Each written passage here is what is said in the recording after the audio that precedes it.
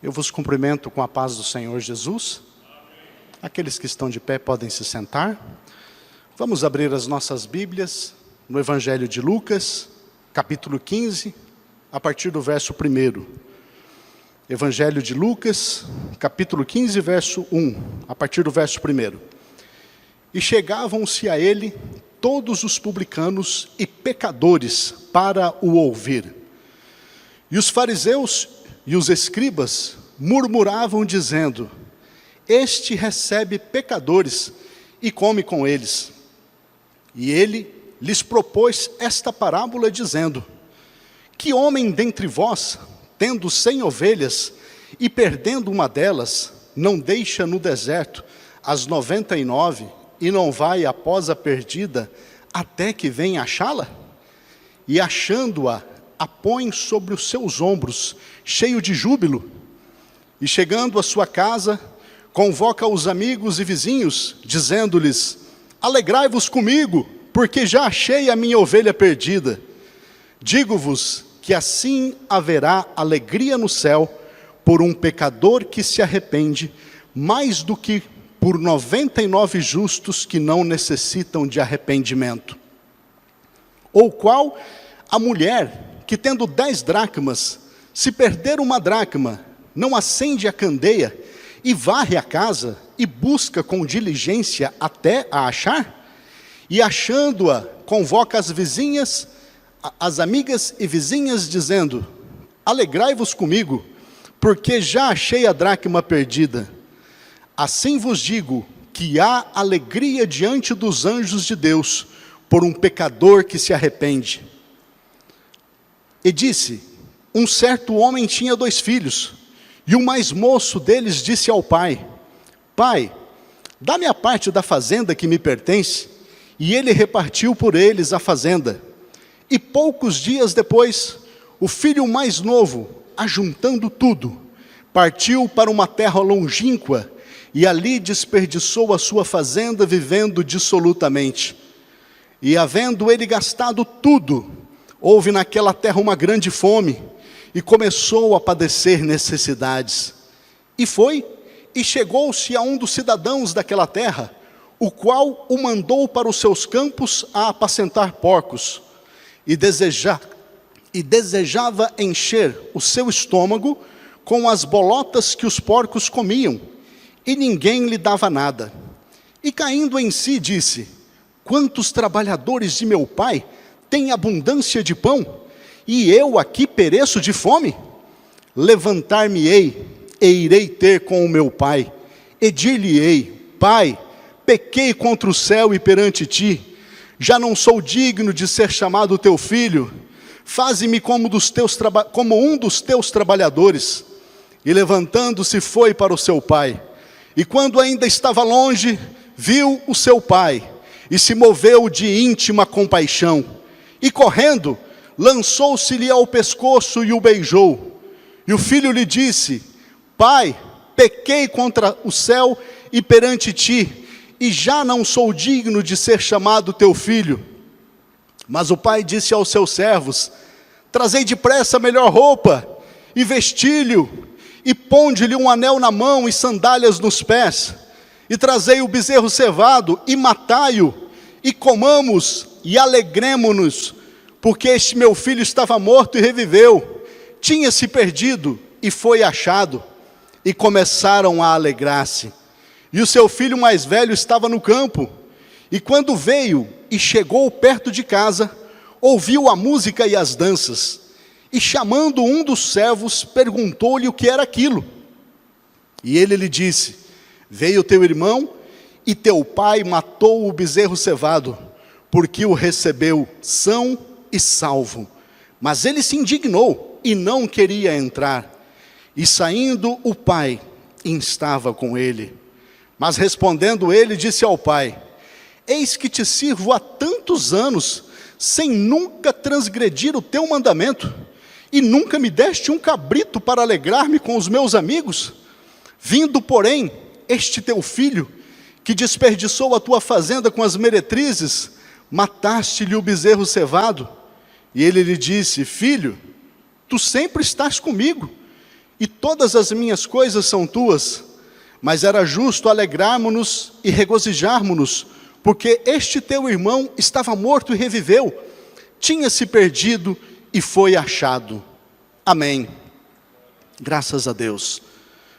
Meus amados e queridos irmãos, nós estamos aqui esta noite, diante de um capítulo que possui 3 parábolas, provavelmente as 3 mais lindas e mais belas histórias da Bíblia, as 3 parábolas mais lindas juntamente com a parábola do bom samaritano.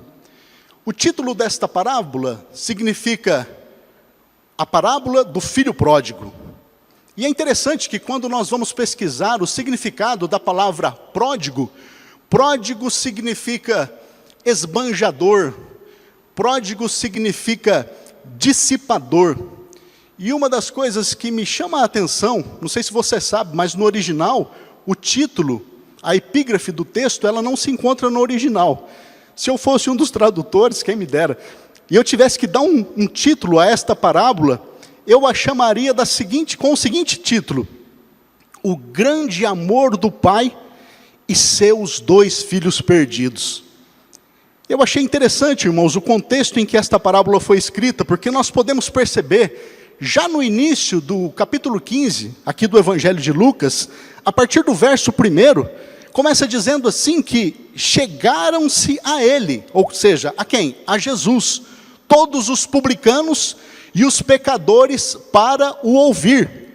Então, irmãos, os publicanos e os pecadores chegaram para ouvir a Jesus.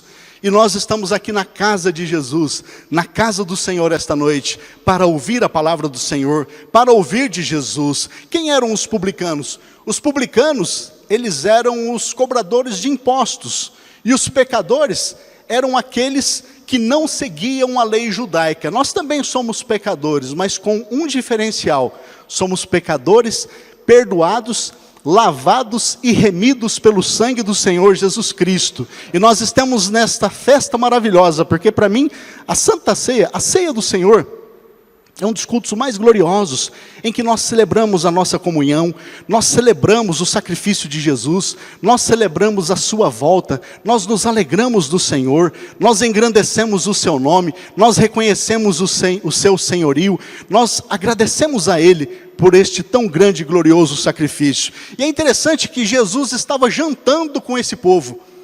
Olha só, irmãos, olha essa situação. Os fariseus, eles murmuraram dizendo: ele come com pecadores e com os publicanos. Ou seja, os fariseus eram os religiosos, então eles estavam assim, julgando Jesus, estavam analisando o comportamento de Jesus, de estar comendo com os pecadores, né? E é interessante que a palavra fariseu significa separado. Os fariseus, eles foram os criadores da sinagoga, quando os judeus estiveram ali na Babilônia, 200 anos antes de Cristo. Então, os fariseus, eles se separavam, eles não comiam com pecadores, eles achavam um absurdo Jesus estar comendo com os pecadores. Só que Jesus estava sempre falando do reino de Deus, do amor de Deus, da bondade de Deus, da graça de Deus. E é interessante, irmãos, que aqui nestas 3 parábolas, nós vemos, a primeira parábola é a parábola da ovelha perdida. Nós vemos aqui, irmãos, a Trindade, presente nessas 3 histórias. A ovelha perdida. Na segunda parábola nós vemos a pessoa do Espírito Santo, fala da dracma perdida. E a terceira fala do filho pródigo, ou seja, fala do pai também, né? Eu acho que o que se sobressai ali não é tanto o filho, e sim o amor do pai, a graça de Deus que se manifesta a nós. Então, meus irmãos, conforme eu disse, nós vemos o pai, o filho e o Espírito Santo. O Espírito Santo na parábola da dracma. A parábola do bom pastor, a primeira parábola ali a gente já vê Jesus de cara, porque Jesus disse em João 10, eu sou o bom pastor, e o bom pastor dá a sua vida pelas ovelhas. E na parábola da dracma, nós vemos o Espírito Santo. Talvez você pense, mas como que eu vou ver o Espírito Santo? Na parábola da dracma, acontece o seguinte, a moeda, a dracma, ela é um ser inanimado, é um ser frio. E quando Deus nos encontra, quando o Espírito Santo nos encontra, Ele nos encontra mortos em nossos delitos e pecados, nos encontra frios, mortos nos nossos pecados. E então, Ele nos dá vida. E a parábola mais longa, essa parábola, ou melhor, este capítulo de 3 parábolas é o mais longo da Bíblia, juntamente com a parábola do bom samaritano. Então, irmãos, nós vamos meditar aqui a partir do verso 11, que diz assim: um certo homem tinha 2 filhos. E é interessante, eu gostaria de pedir para a mamãe ele colocar no verso 11, que diz assim: um certo homem tinha 2 filhos. Ó, já está lá, obrigado. Olha só, ele diz assim: dá-me a parte. Verso, acho que o 12, né? O mais moço deles disse ao pai: pai, dá-me a parte dos bens que me cabe. E ele lhes repartiu os haveres. Irmãos, isso aqui é uma coisa muito incrível, muito triste.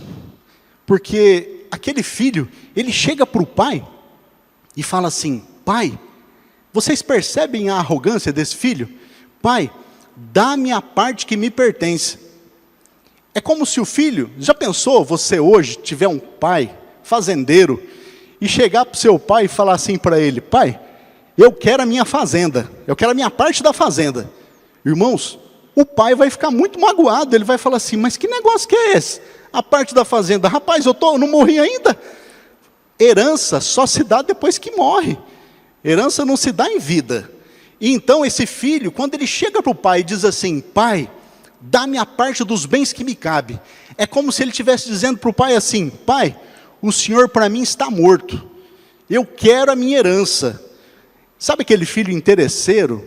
Ele estava morando na casa do pai, ele devia se alegrar com o pai, ficar contente de estar na presença do pai, mas ao invés disso, ele não quer o pai, ele só quer a herança do pai. E infelizmente, irmãos, trazendo para os nossos dias, existem muitas pessoas assim hoje, que elas só querem as bênçãos de Deus, elas só querem bens materiais, elas não querem o pai, elas só querem as bênçãos, eles não querem o pai. Nós precisamos do pai, irmãos.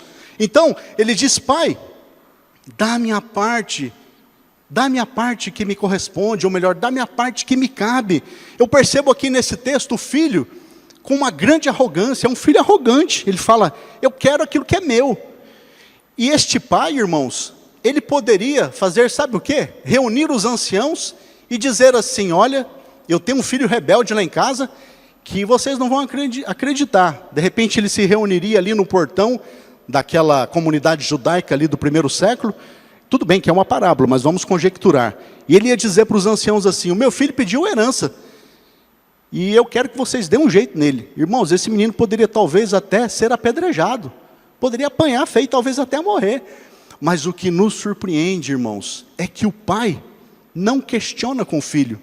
O pai simplesmente ele vai e dá a parte que cabe ao filho. Então, uma coisa me chama a atenção aqui também nesse texto. Nós podemos perceber que o irmão mais velho, ele fica num silêncio sepulcral.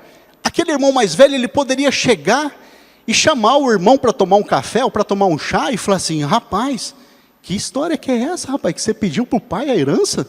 Você endoidou? Você está magoando o nosso pai, rapaz, para com isso, desista disso. Mas o irmão mais velho, ele ficou quietinho, irmãos. Sabe por que ele ficou quietinho? Talvez um dos motivos é que o irmão mais velho, ele receberia 2/3 da herança a mais que o irmão mais novo. Ou seja, num patrimônio de 100%, ele receberia 66%. Por quê? Porque o irmão mais velho teria que cuidar dos pais. Então, o irmão mais velho ficou quieto, ficou em silêncio, ele receberia a herança dobrada.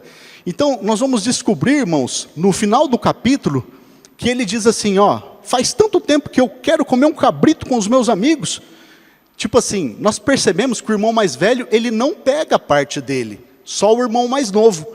Então, poucos dias depois, o filho mais novo, ele ia juntando tudo, ele partiu para uma terra longínqua. Talvez ele foi para Roma, para aqueles lugares mais chiques daquela época, né? Os lugares mais desenvolvidos daquele tempo. E ele ajuntou tudo. e foi embora dali, porque não tinha mais clima para ele. Se ele ficasse ali, talvez ele pudesse até ser linchado. Estava feia a coisa para ele, não tinha mais clima para ele. Talvez ele tivesse até brigado com o irmão, a gente não sabe, o texto não diz. E ele foi embora, irmãos, ele saiu do mapa, ele não deixou nada. Talvez ele não deixou nenhuma alparca, talvez ele não deixou nenhuma sandália em casa. Talvez o plano dele fosse nunca mais voltar para aquela casa. E eu não sei aqui em qual filho você se encaixa, mas nós vamos meditar um pouquinho mais nesse texto. E o filho mais velho ficou quietinho. Olha só, meus irmãos, Deus tem olhado para nós, Deus tem cuidado da nossa vida, Deus tem cuidado de você. Às vezes nós estamos na casa do Pai, somos felizes e não sabemos, pensamos que o mundo lá fora é melhor, e quando chega lá fora a gente vê quanta tristeza, quanta desilusão, quanta angústia, quanta depressão. Então, meus irmãos, a Bíblia diz que ele desperdiçou a sua fazenda, vivendo dissolutamente. Esta palavra dissolutamente no original quer dizer que ele gastou irresponsavelmente. Ele gastou esse dinheiro em todas as direções, né? E se existe uma coisa, irmãos, que o dinheiro não suporta, é desaforo, né? Chega uma hora que o dinheiro fala assim, estou acabando, né? E esse menino foi gastando, né? E é interessante, irmãos, que tem uma paráfrase da Bíblia, aquela Bíblia, a Mensagem, que diz assim, que houve uma grande seca, que devastou aquele país. Geralmente, toda crise, ela é precedida de uma grande seca, né? Vamos orar para chover um pouquinho, né? Mas Deus sabe todas as coisas. Então, e olha só, irmãos, ele foi cuidar de porcos. Para um judeu, cuidar de porcos era uma profissão humilhante. Era terrível para um judeu cuidar de porcos. E a Bíblia diz que ele desejava comer as alfarrobas, ou as bolotas, que era uma espécie de uma vagem comestível, que tem um formato de um chifre, e ela possui muitas sementes parecidas com ervilha, bem adocicada. E ele começou a pedir, porém, ninguém lhe dava nada. Irmãos, sabe o que eu interpreto aqui desse texto? Que esse menino, ele pediu até as bolotas ali, mas ninguém lhe dava nada, ou seja, ele até mendigou. Ele estava lá, naquela angústia, naquela tristeza, e com fome, né? Porque, irmãos, quando saímos da direção de Deus, quando somos desobedientes, Deus permite que a gente venha passar fome mesmo. E olha só, o verso 17 diz assim, irmãos, e caindo em si. Por que fala caindo em si? Porque ele estava fora de si. Irmãos, o pecado nos faz ficar fora de nós. E o texto 17 é um texto importante. O verso 17 diz assim, e caindo em si. Olha só, quando as pessoas estão em pecados, elas estão fora de si. Ele se lembrou da casa do Pai. Aí no verso seguinte diz assim, quantos trabalhadores de meu Pai têm pão em abundância? Aqui me chama a atenção, porque eu queria ler nesse texto assim, que saudade que eu estou do meu Pai, o meu Pai é tão legal, que saudade do Pai. Mas não, irmãos, ele não estava com saudade do Pai coisa nenhuma, ele estava com fome, porque ele fala assim, quantos trabalhadores de meu Pai têm pão com fartura, e eu aqui morro de fome. Então, ele queria voltar para casa para comer, não era para ver o Pai não, ele estava com fome não. Poderia ser, deveria ser, né? Ai, que saudade do meu Pai, ele é tão querido. Mas ele ainda não tinha uma boa imagem do Pai. Ele não sabia quem era o Pai dele. Ele não entendia a dimensão do amor daquele Pai. Então ele sabia que havia pão abundantemente na casa dele. Olha só, irmãos. E ele, no verso 18, ele diz assim, levantar-me-ei, e irei ter com o meu Pai. Eu acho muito bonito esse versículo. Levantar-me-ei, e irei ter com o meu Pai. Se de repente você, esta noite, está numa situação triste, difícil, afastado do Pai, sabe o que você tem que fazer? Leia esse versículo e fala assim, ó, levantar-me-ei e irei ter com o meu Pai. Venha ter com o teu Pai esta noite, peça perdão pelos teus pecados, se arrependa, volte para o Pai. Olha só, sabe por que ele disse, levantar-me-ei e irei ter com o meu Pai? Porque ele estava caído, irmãos. Provavelmente, esse jovem estava sujo, maltrapilho, com as roupas rasgadas. Aí ele diz assim, e dir-lhe-ei. Aí ele ensaia um pequeno discurso, né? Ele fala assim, eu vou falar assim para o meu pai, pai, pequei contra o céu, e já não sou digno de ser chamado teu filho, faz de mim como um dos teus trabalhadores. Irmãos, isso aqui, quando a gente lê, parece bonito, parece legal, fala assim, olha, ele está humilde, né? Mas é uma coisa triste, sabe por quê, irmãos? Porque ele não conhecia o amor e a paternidade do pai.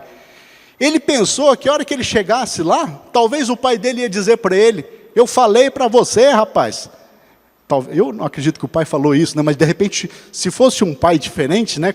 Como os dias de hoje, eu falei para você, você ia quebrar a cara. Olha aí, ó. Mas irmãos, quando ele voltou, ele ficou surpreso, né? Então ele foi preparado com aquele discurso. E irmãos, quando nós olhamos para o contexto desta história, eles viviam numa comunidade judaica do primeiro século. As cidades eram muradas. Estas cidades, elas tinham portões. E geralmente, os anciãos, eles ficavam na porta da cidade. E o pai, ele morava numa casa, onde, quando ele olhava para o horizonte, ele conseguia ver quem se aproximava no horizonte. Isto é interessante porque o pai, ele estava olhando para o horizonte. E todos os dias aquele pai ia para a varanda da casa. Eu quero acreditar que aquele pai morava num lugar alto e ele conseguia ver o horizonte além dos muros da cidade. E ele viu, olha só o que diz o texto, e o pai estava olhando para o horizonte, né, cuidando do filho, e ainda o seu filho estava longe, viu o seu pai, e o seu pai correndo lançou-se-lhe ao pescoço. Olha só, irmãos, por gentileza, passa ali mais um versículo, irmã Maili. E o pai disse, pequei contra o céu, diante de ti, já não sou digno de ser chamado teu filho, mais um. O pai, porém, disse ao seu servo, volta mais um, por gentileza. E o filho disse, olha só, volta mais um. E levantando-se foi para o seu pai. Vinha ele ainda longe, quando o seu pai o avistou. Olha só, irmãos, o pai não perdeu o filho de vista. O pai, ele não te perde de vista. Ainda que você esteja meio cambaleando, ele está olhando para você lá do horizonte, com o seu amor glorioso. Quando seu pai o avistou, compadecido dele, irmãos, Deus tem compaixão de nós. Deus tem misericórdia de nós, irmãos. Correndo, o abraçou e beijou. Olha só, o pai correu. Na cultura judaica, um homem idoso correr não acontecia. Por quê? Porque era vergonhoso um homem correr. Então ele segura a sua túnica e sai correndo para encontrar o filho. Mas irmãos, o que me chama a atenção é que aquele pai, ele não se importa com as atitudes culturais daquele tempo. Puxa, eu vou passar a maior vergonha, vou correr daqui em casa até o portão, o que vão pensar de mim, né? O pai não pensou nisso não, irmãos. O pai foi correndo ao encontro daquele filho. Olha só, vinha ele ainda longe, o seu pai o avistou, e compadecido dele, correu, o abraçou e o beijou. O próximo versículo, por favor. E o menino diz assim, pai, pequei contra o céu, e diante de ti, já não sou digno de ser chamado teu filho. E aí o filho, acho que olha para o pai e pensa assim, agora ele vai talvez me bater, ou vai me falar um monte de coisa. O pai nem dá bola, irmãos, para o que ele está falando. Sabe o que o pai fala? Trazei depressa a melhor roupa, e vestilho, ponde-lhe um anel na mão e sandálias nos pés, irmãos. Sabe o que eu vejo aqui? A graça de Deus, o amor de Deus, o perdão de Deus.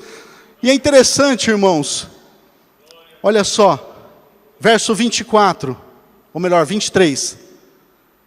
Trazei também e matai o novilho cevado, comamos e regozijemo-nos. Vocês percebem aqui, irmãos, que alguém teve que morrer? O novilho cevado, o bezerro cevado teve que morrer, para acontecer aquela festa, irmãos. E esta noite nós não temos aqui um bezerro cevado, mas nós temos o Cordeiro de Deus que tira o pecado do mundo. O Cordeiro de Deus que morreu por nós para nos dar salvação, que é o Senhor Jesus Cristo. Esta noite nós celebramos este sacrifício, nós celebramos este perdão, esta graça, esta paz, esta bondade. E é interessante, irmão, que no verso 24 o pai fala assim: porque este meu filho estava morto e reviveu, tinha se perdido e foi achado, e começaram a alegrar-se. E a festa começou, irmãos. Irmãos, ele estava espiritualmente morto, aquele jovem. O filho se arrepende, um animal precisava morrer. Olha só, eu me lembro de Jesus, que é o Cordeiro de Deus que tira o pecado do mundo. Lá naquela parábola, ali nessa parábola do filho pródigo, o bezerro cevado morreu, houve um sacrifício, houve júbilo, trazendo para nós, para este momento espiritual que estamos vivenciando, o Cordeiro de Deus morreu por nós. O Senhor Jesus Cristo na cruz do Calvário, Ele morreu pelos nossos pecados. Mas no verso 25 diz assim: o irmão mais velho estava no campo. Irmãos, o irmão mais velho, o religioso, o crítico, e o pessoal lá naquela festa familiar, o churrasco estava correndo solto, hein? E ele estava indignado com aquela festa, né? Porque ele recebeu, o pai recebeu o seu irmão, são e salvo. E ele se indignou, né? É interessante que o filho mais velho, ele fala assim, ele pergunta: o que é aquilo? Ele pergunta para o irmão, ou melhor, para um dos servos da casa, né? O que é aquilo? O que está acontecendo? Rapaz, você não está sabendo? O teu irmão voltou, rapaz. Talvez, eu estou conjecturando aqui, aquele tribuloso voltou? Voltou, rapaz. E o teu pai fez uma festa para ele. E o bezerro cevado? Acho que aquele bezerro cevado estava sendo visado fazia tempo, né? Aquele bezerro ele matou. E a festa está acontecendo. E aí o pai vai lá na área, né? Eu estou conjecturando aqui, eu imagino que o pai chegou ali na área, fechou a porta, né? Porque o som estava alegre, estava animado lá dentro, né? E aí o pai fala assim: filho, vamos entrar. E aqui, irmãos, o irmão mais velho desabafa, né? Ele fala assim, porque a Bíblia diz que o pai saiu e instava com ele. Ou seja, sabe o que significa instava? Significa que o pai insistia com ele, quer dizer, vamos entrar, rapaz, teu irmão voltou, vamos se alegrar. Olha, tem um churrasco lá maravilhoso. E aí o menino fala assim: eis que te sirvo há tantos anos. Sabe o que ele está dizendo aqui? Eu sou teu servo, eu sou teu escravo, eu te sirvo há tantos anos, e o Senhor nunca me deu nem um cabrito para eu me alegrar com os meus amigos. E aí o pai diz assim: meu filho, tudo que é meu é teu. Irmãos, às vezes, nós estamos vivendo uma vida triste, sendo que Deus já morreu, já enviou Jesus, o Senhor Jesus, que é o Deus Filho, que morreu pelos nossos pecados, e a gente fica vivendo uma vida triste, de angústia, de fraqueza, de depressão, fica só murmurando, lamuriando, e não sei o que, não sei o que. Não, irmãos, nós devemos nos alegrarmos. Eu me lembro de uma história, de um homem que viajou para o Japão, e ele ganhou essa passagem para o Japão. E aí, no percurso, foi servida, começaram a servir as refeições. Serviu lá o café da manhã, serviu o almoço, e um dos passageiros que estava sentado do lado daquela pessoa que viajava, foi lá e falou assim: escuta, eu percebi que você não tomou o café da manhã, e eu percebi também que você não almoçou. Por que você não tomou o café da manhã? Por que você não almoçou? Ele falou assim: porque eu não tenho dinheiro. Aí aquele que estava viajando falou assim: rapaz, está tudo pago, desfrute, coma, almoce, está tudo pago já. Irmãos, trazendo para a nossa vida, está tudo pago. Nós não temos que ficar com angústias, com tristezas, com lamúrias, com murmurações. E é interessante, irmãos, que este irmão, ele era crítico, o irmão mais velho. Ele possuía características de religiosidade. O que é a religiosidade? É um espírito ácido, é um espírito sem amor. Ele conta vantagens por trabalhar muito, né? Eis que te sirvo há tantos anos, e o senhor nunca me deu um cabrito para me alegrar com meus amigos. É aquele crente que fica contando, olha, essa noite acordei 3 horas, orei das 3 às 6, fica se gabando para os outros, né? Tudo bem que a gente precisa orar mesmo, né? Mas assim, ele fica contando vantagem da sua vida religiosa, né? Então, irmãos, aí ele diz assim, vindo porém este teu filho, olha o que ele fala para o pai, vindo porém este teu filho, sabe o que significa aqui, olhando para esse texto? É que ele não reconhecia o outro como irmão, e o religioso não nos reconhece como irmão, não te reconhece como irmão, e ele fala assim, ó, vindo este porém este teu filho, que desperdiçou seus bens com as meretrizes, tu mandaste matar para ele o novilho cevado, aquele novilho cevado devia estar uma delícia, hein, irmãos, e ele deve ter falado assim com um lamento, né, o senhor mandou matar o novilho cevado para ele, podia ter matado umas galinhas lá, mas foi matar o novilho cevado, e aí o pai fala, filho, tudo que é meu é teu, mas porém, valia a pena nós nos alegrarmos, porque este teu irmão, ele estava morto e reviveu, ele estava perdido e foi achado. Olha só, irmãos, era preciso que nos regozijássemos e nos alegrássemos, porque este irmão estava morto e reviveu, estava perdido e foi achado. Meu Jesus amado, que coisa incrível, hein? E aqui nós percebemos, irmãos, que o irmão mais velho, muitas vezes, irmãos, quando nós olhamos para esse texto, nós não vemos o irmão entrando. Parece que o irmão mais velho não entra para a festa, irmãos. Parece que esse irmão mais velho, ele não entra. Talvez, irmãos, este irmão mais velho sejamos nós, que não queiramos entrar para a festa, de nos alegrarmos de um irmão que retornou, que voltou. Nós precisamos ser diferentes e entrar para a festa da graça de Deus, para a festa do amor, para a festa da bondade, para a festa do perdão. Eu me lembro que antigamente, numa rede de TV muito famosa, tinha um programa chamado Você Decide. Eu não sei se alguém aqui se lembra. E você ligava para lá e decidia o final da história. Então você já parou para pensar? Esse moço deveria ter entrado. Esse moço, a Bíblia não diz se ele entrou, fica uma lacuna aberta. Talvez nós vamos ter que fechar essa lacuna, vamos ter que entrar no lugar dele, para participar da festa do amor de Deus, da bondade do Pai, e festejar com o nosso Rei, com o nosso Senhor, e nos alegrarmos, porque este filho estava morto e reviveu. Eu quero convidar a igreja para neste momento, vamos nos levantar, fazer uma oração, agradecer a Deus pela sua palavra e glorificar a Deus pelo bezerro cevado, pelo sacrifício que aconteceu. O bezerro morreu e houve uma festa. Aqui foi diferente, o cordeiro morreu e nós estamos festejando esta noite, espiritualmente falando, o sacrifício de Jesus que morreu por nós, que não é o nosso bezerro cevado, mas é o nosso cordeiro que tira os nossos pecados, nos perdoa, nos purifica e nos liberta. Em nome de Jesus, amém. Vamos orar então, irmãos. Levante a sua mão ao Senhor. Pai querido e santo, em nome do Senhor Jesus Cristo, nós meditamos a tua palavra, e que eu te peço, Senhor, que esta palavra venha encontrar guarida em cada coração, Senhor, daqueles que estão aqui esta noite, que vão participar do pão e do cálice. Pai, em nome do Senhor Jesus Cristo, fala aos nossos corações, Senhor, continua falando através ainda do hino da ceia que será tocado, que será cantado.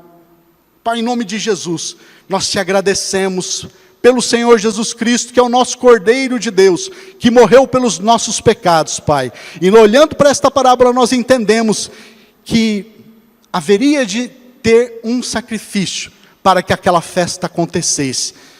Pai, em nome do Senhor Jesus Cristo, recebe a nossa adoração, e nós te louvamos em nome de Jesus esta noite, por poder participar desta ceia maravilhosa, e agradecer e engrandecer o nome do Senhor Jesus Cristo, lembrando da sua morte e do seu retorno, em nome de Jesus, amém. Que Deus abençoe a todos.